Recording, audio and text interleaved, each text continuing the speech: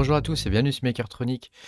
Aujourd'hui, je vous fais une vidéo sur les 10 raisons qui peuvent pousser à arrêter de miner et j'essaie de trouver des arguments pour aller contre. Voilà.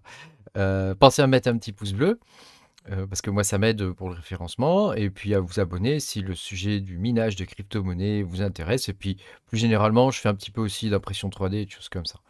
Voilà. Donc on va y aller. Alors, j'ai noté 10 raisons à peu près pour lesquelles on peut être poussé à arrêter le minage de crypto-monnaies, en particulier d'Ethereum, mais bon, il n'y a pas que l'Ethereum dans la vie, hein. Voilà.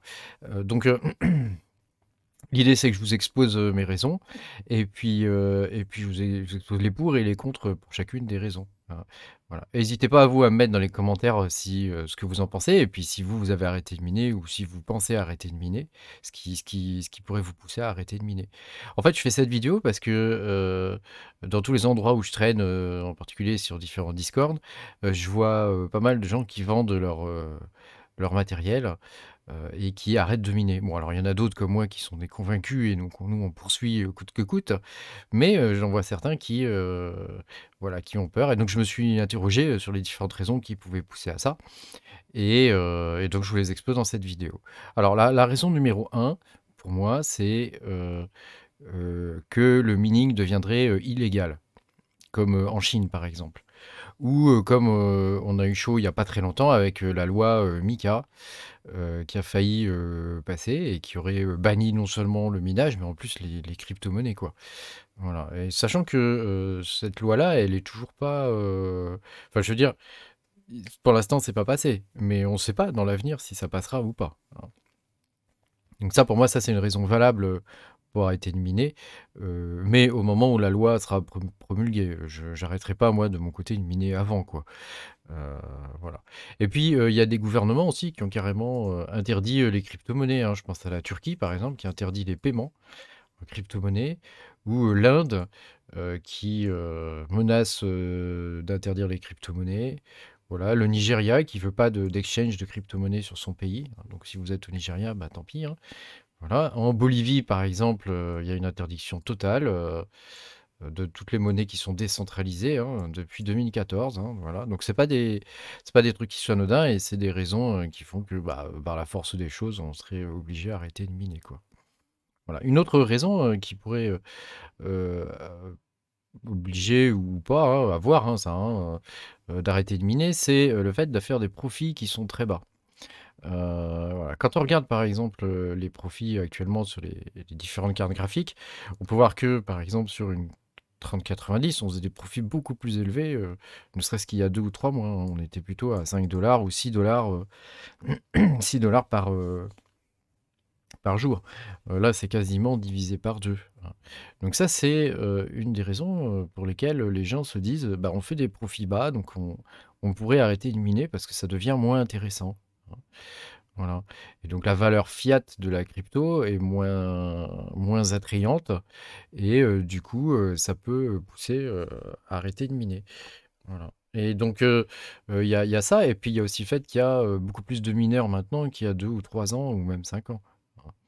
En particulier des mineurs, d'Ethereum, hein. Donc c'est voilà, donc ça peut aussi, ça fait que la récompense du coup, c'est toujours la même, hein, et puis le temps entre les blocs, c'est aussi toujours le même, hein. Donc fatalement, voilà, il y a de moins en moins de gens qui sont, intéressés par la rentabilité du projet, quoi, du minage. Voilà. Une autre raison aussi, c'est le coût en électricité. Alors bon, les 2 sont un peu liés, hein, entre les profits bas et le coût en électricité, c'est un petit peu lié. C'est-à-dire que, il y a beaucoup de mineurs qui sont pas prêts à y mettre de leur poche pour avoir des coins, quoi.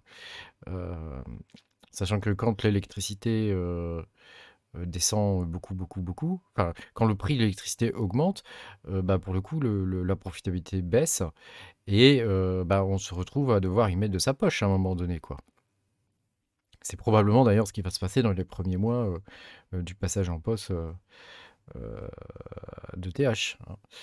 Et donc, comme on est obligé d'y mettre de sa poche, et bah, il y en a qui veulent pas y mettre de leur poche, quoi, et donc ils se disent: «Bah, c'est plus rentable», ce qui est vrai, et j'arrête. Voilà, pour moi, ça, c'est un manque de vision à long terme parce que le prix des coins, il ne fait qu'augmenter de toute façon. la valeur intrinsèque des coins ne fait qu'augmenter pour la plupart, hein, de ceux qu'on mine en tout cas. Et ça veut dire que holder des coins, dans tous les cas, même si on paye le coût électrique à un moment donné, euh, ça sera forcément rentable plus tard, quoi. C'est ça que je veux dire. Et donc, pour moi, ça, c'est un argument qui est pas vraiment recevable, dans le sens où, bah, voilà, faut savoir ce qu'on veut, quoi, si on veut investir ou pas, quoi. Hein. Voilà. Une autre raison qui peut aussi pousser des gens à arrêter de miner, et ça, j'en ai vu quelques-uns comme ça, on n'y pense pas forcément, mais c'est la gestion de la chaleur. Qui peut être problématique chez soi, par exemple, en particulier l'été. Donc il y en a qui vont couper leur rig l'été, hein, parce qu'il va faire trop chaud dans le petit appartement. Hein. La gestion du bruit aussi, parce que c'est quand même des machines qui font du bruit. Donc c'est quand même pas très agréable, quoi, d'avoir ces bécanes qui font du bruit tout le temps. Bon, moi j'ai la chance d'avoir un garage, donc j'ai tout foutu dedans. Mais voilà, imaginez quelqu'un qui a son rig dans sa cuisine. Bon, bah voilà, même s'il passe pas toute sa life dans la cuisine, le gars, bah voilà, quand il cuisine, ça fait du bruit, de la chaleur. Enfin, voilà, c'est pas forcément très agréable. Et puis aussi le manque d'espace, hein, parce que quand on a un rig, bon, encore ça va, mais dès qu'on en a 3, 4, 5, 6, ça devient compliqué déjà au niveau de la gestion de la chaleur. Et puis mine de rien, ça prend de la place, hein.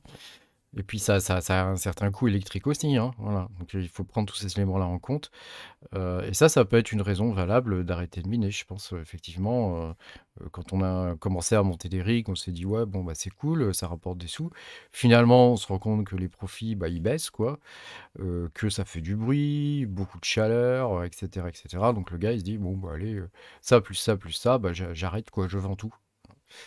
Et voilà. Une autre raison aussi, heu, c'est que, ouais, j'avais mis ça là, la gestion de la chaleur, parce que voilà, il y a des équipements qui servent à évacuer la chaleur, qui sont quand même relativement bruyants. Moi, j'en ai un dans mon garage, il fait quand même un petit peu de bruit, quoi. Bon, ça reste raisonnable, hein, parce qu'on est dans les 60 dB, mais enfin, voilà. Celui-là, par exemple, il doit envoyer du lourd, quoi. Voilà, les trucs industriels, comme ça, à 900 watts, ça doit pas, hein, ça doit être fort sympathique. Voilà. Un autre argument qui pourrait pousser les gens à arrêter de miner, c'est le prix des cartes graphiques. Des gens, imaginez quelqu'un qui a investi dans des cartes graphiques à 1000 euros, par exemple. Actuellement, le prix des cartes graphiques est divisé d'un tiers au moins. Hein. Enfin, il a été amputé d'un tiers, pardon. Et pour le coup, bah, le mec, il se dit, pouah, il faut vendre tant que je peux là, parce que le prix de la carte, il baisse, quoi. Et donc, c'est un peu la peur de pas rentabiliser ses GPU, quoi. Quand on imaginez quelqu'un qui a acheté des 3090, j'en ai vu quelques-uns comme ça, ils ont acheté des 3090, ils en ont je sais pas combien, 8 ou 10. Et en ce moment, c'est la fête, quoi. J'en vois pas mal, je vois pas mal de gens qui vendent leur rig comme ça, en se disant, bah, le prix baisse, au moins je récupère ce que je peux, quoi. Et alors ça, moi je pense que là, c'est un manque de vision à long terme, quoi. C'est-à-dire que quand on démarre le mining, il faut s'imaginer qu'il va y avoir des périodes basses où il va falloir y mettre de sa poche pour avoir des coins, et puis vendre plus tard, hein, bien sûr, ces coins-là, avec des paliers. Hein, et voilà. Et pas se dire, bah, je mine un petit peu, puis je revends les cartes derrière. Voilà, c'est pas. Alors certes, c'est très intéressant à court terme hein, aussi, hein, mais je pense que pour durer dans le mining, il faut avoir une vision à long terme. Et vendre ses rigs parce que le prix des GPU baisse, bah, bon, bah, après chacun fait comme il veut, hein, moi c'est pas une critique, hein, mais voilà, je trouve ça dommage comme argument, quoi. Voilà. Voilà. Après, une autre raison, mais là c'est tout à fait justifié, d'arrêter de miner, c'est le mec qui déménage. Bah ouais, le gars qui déménage dans sa nouvelle baraque, il a pas assez de place, l'électricité est pas encore tout à fait aux normes. Bon, bah là, ça me paraît plutôt justifié. Hein. Le type, il se dit, bah allez, je vends tout et puis on démarre une nouvelle vie sans mining. Quel dommage. Enfin, une des dernières raisons à laquelle j'ai pensé, c'est le type, il s'est dit, ouais, c'est un bon investissement, tout ça, je vais monter des rigs. Seulement, le problème, c'est qu'il n'est pas très technicien, il n'a pas beaucoup de connaissances, il a du mal à faire les OC, son truc, il plante tout le temps. Il faut réparer les cartes, il faut les repad au bout d'un an. Voilà, il y a un manque de compétences techniques pour faire tourner un iOS et puis même, même de base, pour monter le rig quoi, avec comment dire? Les branchements électriques, les 6 pins, Molex, tout ça, il sait pas trop se débrouiller, quoi. Bon, bah, là, ça peut être une raison effectivement d'arrêter de miner, quoi, hein. Après, j'ai envie de dire, heu, c'est un sujet qui est passionnant et ça enfin, pour des gens qui s'y intéressent, quoi, c'est sympa de monter des rigs, quoi. Ça faut apprendre toutes sortes de choses, ça fait appel à pas mal de compétences en informatique, donc c'est voilà, c'est intéressant. Mais, quelqu'un qui est pas particulièrement intéressé par ça et qui est intéressé juste par l'aspect pécunier de la chose et où l'aspect technique ne l'intéresse pas forcément, bah, pour le coup, c'est vrai que pour lui, ça peut être une des raisons, d'arrêt, du minage, quoi. Enfin, une autre et une des dernières raisons, c'est aussi, la peur du risque. Heu, la peur du risque, c'est, Heu, bah, le gars, il se dit, «Ouais, j'ai investi tant dans des cartes, est-ce que ça va me rapporter assez?» Alors là, on est plus dans la psychologie, hein. «Est-ce que ça va me rapporter assez? Est-ce que, je vais pouvoir réussir à rentabiliser mon investissement?» Et puis, il y a, ETH2 qui arrive, il y a le POS, on ne pourra plus rien miner après, les autres monnaies, elles vont rien valoir. Voilà et je vois pas mal de trucs comme ça et de questions, il y a beaucoup de gens qui se posent des questions là-dessus. Après moi j'ai pas de boule de cristal, hein, donc on sait pas du tout ce que ça va donner, ETH. Ça se trouve même la monnaie ETH, au passage au poste, elle va se péter la gueule, quoi. Il y a quand même, 12 000 000 d'ETH qui sont stackés et qui attendent, le passage, à ETH2 pour être libérés, quoi. Donc imaginez quelqu'un qui en 2015 ou 2016, a acheté des ETH, il en a acheté 200 histoire de les stacker, quand ça valait pas grand-chose. Bon, bah, là, le gars, il se dit, «Bah, vivement le passage, à ETH2 parce que je vais tout vendre», hein et le type, il va tout vendre pour récupérer sa mise, quoi. Multiplié par 100, facile. Donc il y a ça aussi, hein, voilà et donc on voit beaucoup sur internet aussi de trucs, après le passage en POS, d'ETH, on pourra plus miner, les monnaies qui restent, elles sont pourries, le mining c'est mort, bah, moi j'ai envie de vous dire, non parce que le mining existera toujours. Après est-ce qu'il sera aussi rentable que maintenant? Pas forcément. Il y aura peut-être un laps de temps où, ça sera effectivement moins rentable, hein, parce que quand on voit les market cap, d'Ethereum et puis les market cap des autres monnaies, bon voilà, mais on n'est pas à l'abri d'une nouvelle monnaie qui grimperait et qui, prendrait la place d'Ethereum dans le cœur des mineurs. Et vous savez, il y a beaucoup de monnaies qui ont été faites, plus ou moins par les mineurs aussi, hein.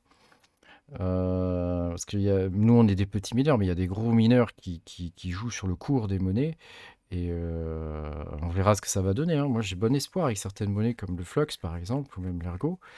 Ou voir le TC, hein, aussi, hein, qui pourrait retrouver une nouvelle jeunesse, hein. Heu, voilà, même le Contil là, bon c'est une monnaie chinoise, mais enfin, je crois, hein, il me semble, hein, mais voilà, ça peut être des monnaies qui peuvent être intéressants à miner, quoi, hein. Miner après bon le Ravencoin j'aime un peu moins, même si elle a un market cap qui est pas trop dégueulasse. Ça fait vraiment chauffer les cartes, beaucoup, beaucoup. Le Flox, un peu moins quand même, hein. C'est toujours core intensif, hein, mais ça fait un peu moins chauffer les cartes, quoi. Voilà. Bah, dites-moi ce que vous en pensez de tout ça, ça m'intéresse et puis peut-être que ça peut intéresser d'autres personnes aussi, hein. Et puis, merci m'avoir écouté et d'avoir regardé cette vidéo et puis, bah, à bientôt, hein, pour de nouvelles aventures. Allez!